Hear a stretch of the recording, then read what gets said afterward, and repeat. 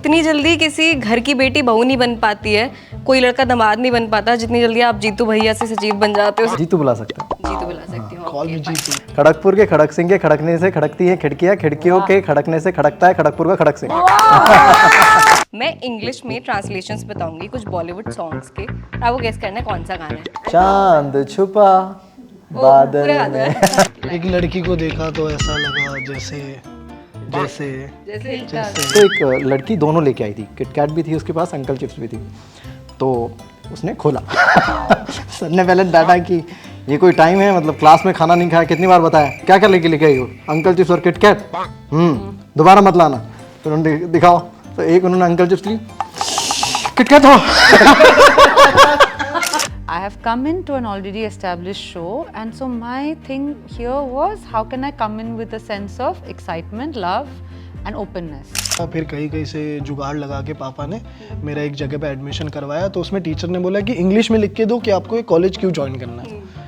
अब मैंने बोला गया, और मैं यहाँ फेल हो गया तो पापा मुझे यहीं से सूखते हुए ले जाएंगे। अगर कोचिंग नहीं हो रही होती तो शायद मैं होता नहीं। आई थिंक मैं पहले बैच का लड़का हूँ जो जहाँ पे हिंदी मीडियम में स्टार्ट हो रहा था।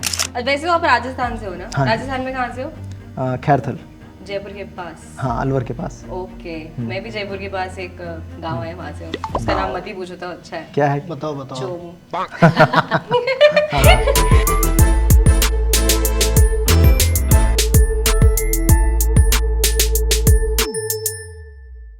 हाय मयूर, हाय तिलोत्तमा मैम, और आपको तो प्रणाम है।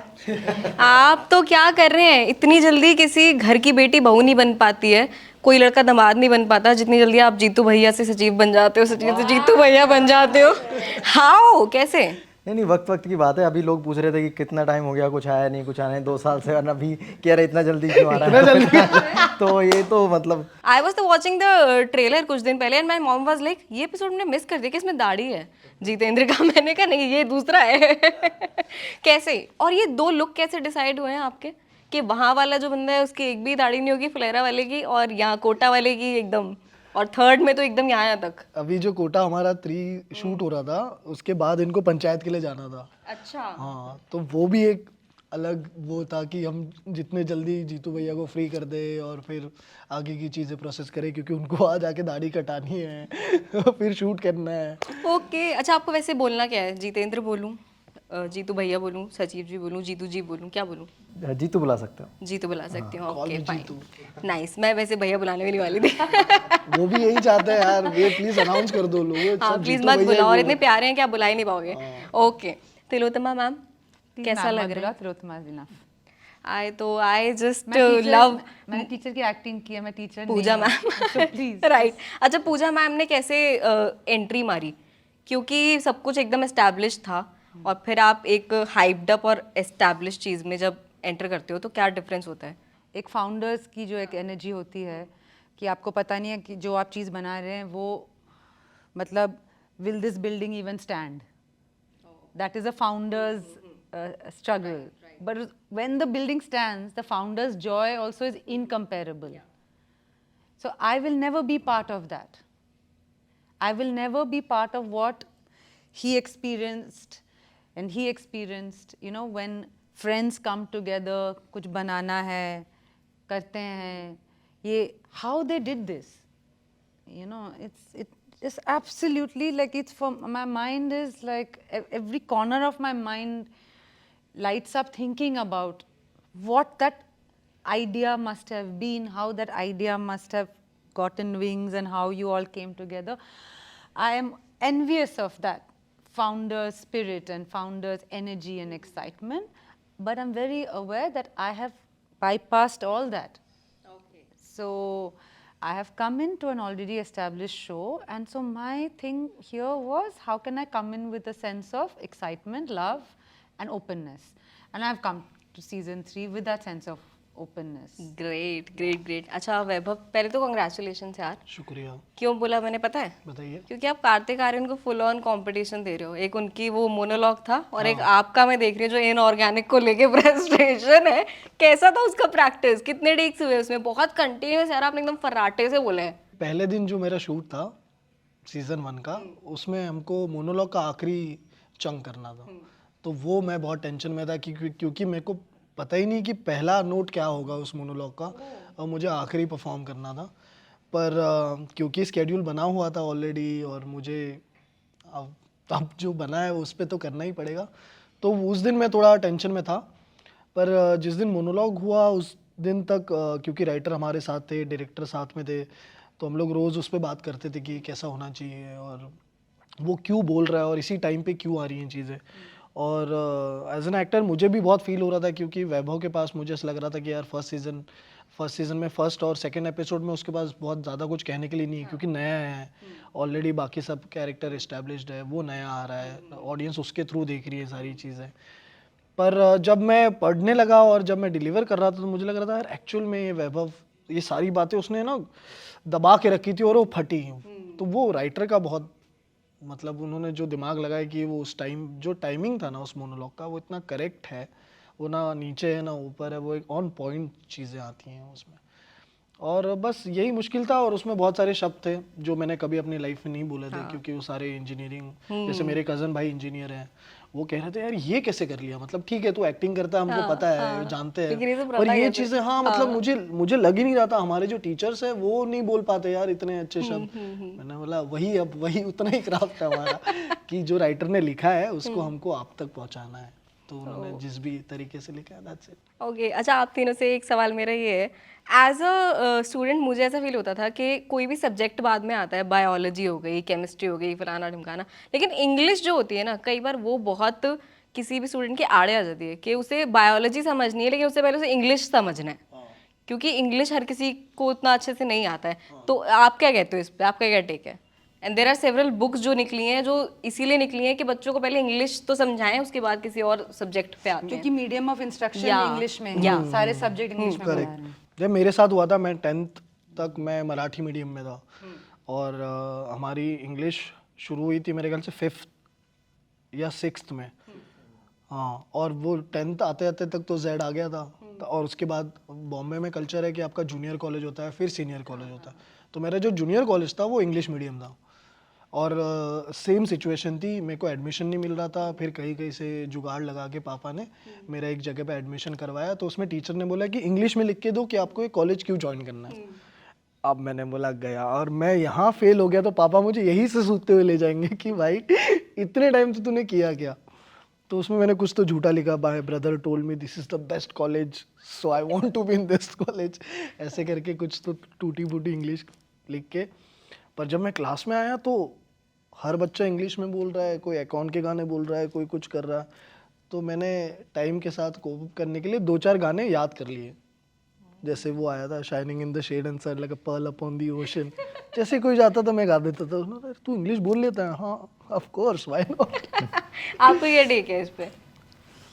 हाँ मतलब मुझे लगता है कि अगर हिंदी मीडियम में अगर कोचिंग नहीं हो रही होती तो शायद मैं होता नहीं। आई थिंक मैं पहले बैच का लड़का हूँ जो जहाँ पे हिंदी मीडियम में स्टार्ट हो रहा था IIT JEE का तैयारी, उससे पहले सिर्फ इंग्लिश मीडियम में ही तैयारियाँ होती थी, तो वो पहला बैच था रेजोनेंस में और वरना वो नहीं होता तो बड़ा तकलीफ होती, क्योंकि जो रेजोनेंस के जो HOD हैं RKV सर, उन्होंने वो हिंदी मीडियम से थे और उन्होंने हिंदी मीडियम में JEE क्रैक किया था अपने टाइम पे, तो उनको बड़ा लगता था कि ये होना चाहिए, और वो बहुत अच्छा थॉट मुझे लगा कि लैंग्वेज बैरियर नहीं आना चाहिए, खासकर मतलब जहाँ पर कुछ कंट्रीब्यूशन हो सकता है किसी का या कुछ टैलेंट शोकेस हो सकता है, वहाँ पे लैंग्वेज बैरियर होना नहीं चाहिए। पर जब मैं IIT पहुँचा तो मैंने ऐसे लोग भी देखे जो बंगाली मीडियम से थे बट उन्होंने क्लियर किया था IIT, तो मैं बहुत अमेज होता था। मैं मुझे लगता था कि यार हो ही नहीं पाता, मतलब अगर कोई किसी दूसरी लैंग्वेज में आपने पूरे टाइम पढ़ा है और सीधा आप एग्ज़ाम आप इंग्लिश मीडियम में दे रहे हो तो कैसे क्रैक करोगे।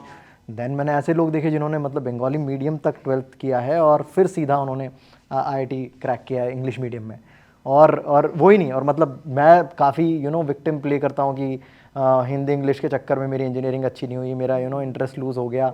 बट मैं उसी लड़के की बात कर रहा हूँ और वो टॉपर था, वो कॉलेज में टॉपर था, वो कंप्यूटर साइंस ब्रांच से था, एवरीथिंग, मतलब तो सिर्फ तो वहाँ पे आके लगता है कि क्या हमें लैंग्वेज को बैरियर बनाना चाहिए या फिर इसको दोष देना चाहिए, क्या हमें शुरू से ही सीखनी चाहिए चीज़ें। तो दोनों ही तरह की बातें हैं, बट मुझे लगता है कि हाँ, अगर कोई प्रॉब्लम सॉल्व करनी हो उसमें मुझे लगता है कि हाँ लैंग्वेज बैरियर होना नहीं चाहिए हाँ हाँ हाँ, क्योंकि इतना डाइवर्स है सब हाँ। कुछ। वैसे तो आप राजस्थान से हो ना? राजस्थान में कहाँ से हो? खैरथल, जयपुर के पास। हाँ अलवर के पास। ओके, मैं भी जयपुर के पास एक गांव है वहां से हूँ। उसका नाम मत ही पूछो तो अच्छा है। क्या है? बताओ बताओ। चोमू। अच्छा, एक छोटा सा गेम है, क्योंकि इतने सारे टेस्ट के लिए आपने प्रिपेयर किया और आपने प्रिपेयर करवाया है, तो मैं एक छोटा सा टेस्ट मैं भी ले लेती हूँ। मैं इंग्लिश में ट्रांसलेशंस बताऊंगी कुछ बॉलीवुड सॉन्ग्स के, और आपको गेस करना है कौन सा गाना है। दो मैंने बहुत इजी लिखे हैं। ओके। पहला है the sun has dimmed, the moon has started burning, the sky. Oh, चांद जलने लगा। Okay, next is will not break this friendship, will die but leave each other side. ये दोस्ती हम नहीं तोड़ेंगे। नहीं तोड़ेंगे, हाँ। Okay. Next is the moon is hidden behind the cloud, blush and come high. चांद छुपा पूरा गाता है। पूरा नहीं गा पाऊंगा। अच्छा, last is when I saw a girl, I felt like a blooming rose, like a poet's dream, like एक a लड़की को देखा तो ऐसा लगा जैसे जैसे जैसे जैसे। अच्छा, लास्ट क्वेश्चन मेरा ये है कि कभी आप लोगों को ऐसा कोई टीचर मिला है, जैसे जीतू भैया हैं, या फिर कोई अटपटा टीचर मिला हो, सॉरी गलती से भैया बोल दिया, या फिर कोई अटपटा फनी सा टीचर मिला हो? हाँ, फनी से भी टीचर मिले हैं, स्ट्रिक्ट भी टीचर मिले हैं, जीतू भैया जैसे भी टीचर मिले हैं जिन्होंने कंधे पे हाथ रख के समझाया कि भाई ऐसे अप्रोच करोगे तो शायद तुम बेटर कर पाओगे ऐसे। तो हर तरह के टीचर्स मिले हैं। ओह, तिलोत्तमा मैम आपको और जितेंद्र को? Excellent teachers. Yeah. I had a very good history teacher. I was a very bad student in school and I never excelled in anything, and severe underconfidence, and also I had a stammer, and so I used to get bullied a lot, and we used to move every 4 years because Papa Air Force में थे, तो मतलब I never expected school to be nice, or I only waited for it to get over, but is माहौल में when I met a teacher like Mrs. Purnima Garg, she made class so exciting that it was amazing, you know. Jitendra आपको? दोनों बताना, एक वो funny वाला भी जिसका सब बच्चे के वो आइटम से बना देते हैं, और एक अच्छा वाला भी। मुझे फनी याद आ रहा है। बेसिकली एक टीचर थे, उन्होंने बहुत ऐसा फनी, वो हर हरकत ही उनकी फ़नी होती थी। तो एक दिन क्लास में बहुत पुरानी बात है, यानी कि ये हो गई 24 साल, तो ये हो गए सीधे तो 26 साल पुरानी बात है, 98 की बात है। मैं 8 साल का हुआ करता था। तो ये नई नई चीज़ें थी, किट कैट, अंकल चिप्स, ये नई नई चीज़ें। तो एक लड़की दोनों लेके आई थी, किट कैट भी थी उसके पास, अंकल चिप्स भी थी। तो उसने खोला अंकल चिप्स खोला, पूरी क्लास में वो स्मेल आई। और हमारे लिए, हम लोग ये सारी चीज़ें सिर्फ एड्स में देखते थे ना, कि have a break, have a Kit Kat वाला जो एड्स थे। तो बड़ा यू नो रेयर सी चीज़ थी कि क्लास में कोई दोनों चीज़ लेके आए। तो सर को भी स्मेल आई। तो सर ने पहले डांटा कि ये कोई टाइम है, मतलब क्लास में खाना नहीं खाया, कितनी बार बताया, दिखाओ।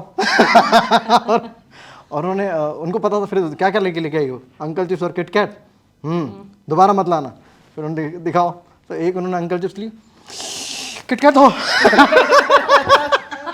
पहला किट कैट दो, और फिर उन्होंने किट कैट तो दोनों खा लिया। और हमें लगा कि यार ये क्या टीचर है। बचपन में तो बहुत एज अ किड तो बहुत जज किया उन्हें, तो बहुत वो फनी इंसिडेंट था। End of course serious teachers तो बहुत सारे हुए हैं जिन्होंने थ्रू आउट हेल्प किए। आई थिंक एक रश्मि शुक्ला करके एक मैम थी, वो हिंदी इंग्लिश पढ़ाती थी, क्लास टीचर थी। हिंदी और इंग्लिश दोनों पढ़ाती थी। तो डुअल पर्सनालिटी होगी, क्योंकि इंग्लिश वाली मैम तो एकदम मॉडर्न होती हैं। मुझे इस पर कुछ बोलना है, but इनके बाद तो आई थिंक उन्होंने कुछ तो